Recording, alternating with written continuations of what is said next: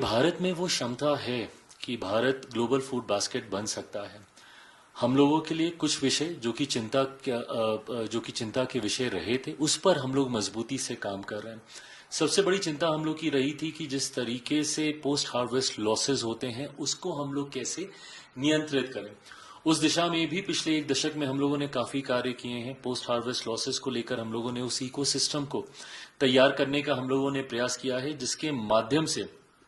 Cold storages तैयार करके, पूरे लॉजिस्टिक्स तैयार करके, ताकि पोस्ट हार्वेस्ट लॉसेस को हम लोग कम कर सकें। फूड प्रोसेसिंग सेक्टर का अपने में एक बहुत बड़ा योगदान है पोस्ट हार्वेस्ट लॉसेस को कम करने को लेकर। मेरे लिए वो तस्वीरें, वो दृश्य बहुत दुखदाई होते हैं जब मैं देखता हूं कि हमारे किसान भाई सड़क पर टमाटर, प्याज, आलू उसको फेंक देते हैं।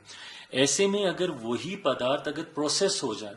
तो उनकी लॉन्जिविटी बढ़ जाती है। वो लंबे समय तक आप उनको स्वच्छ रख सकते हैं, फ्रेश आप उनको रख सकते हैं लंबे समय तक। ऐसे में कैसे उनको प्रोसेसिंग सेक्टर के साथ उनको जोड़ा जाए, इस दिशा में भी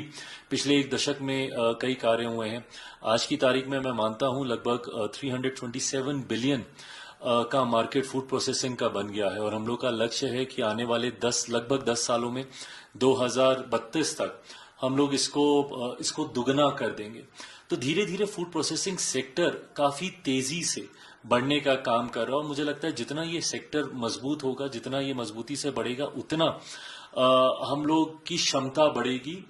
उत्पादन को लेकर। और जब हम लोग ग्लोबल फूड बास्केट की बात करते हैं, जैसे जैसे हम लोग की क्षमता बढ़ेगी, जैसे जैसे हम लोग उसको प्रोसेस करके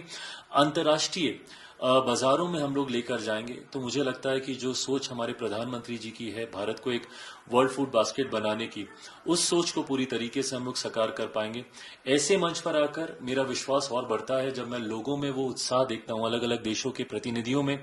बड़ी बड़ी फूड प्रोसेसिंग से जुड़ी हुई कंपनियों, बिकॉज इस दौरान मेरी कई मुलाकातें हुई बड़ी बड़ी कंपनियों के मालिकों के साथ, उनके हेड्स के साथ,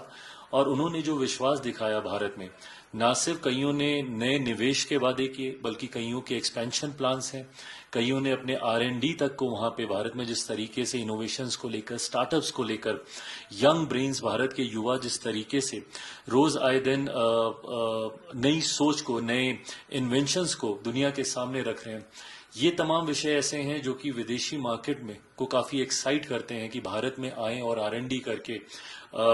नई नई चीजों को डेवलप करने का काम करें। तो मुझे लगता है ओवरऑल भारत वो पैकेज प्रोवाइड करता है जहां पे हर स्तर पर आकर आप निवेश कर सकते हैं, और जैसे जैसे ये निवेश बढ़ेगा, वैसे वैसे हम लोग की भी क्षमता ग्लोबली अपने आप को वर्ल्ड फूड बास्केट के तौर पे प्रस्तुत करने की बढ़ेगी।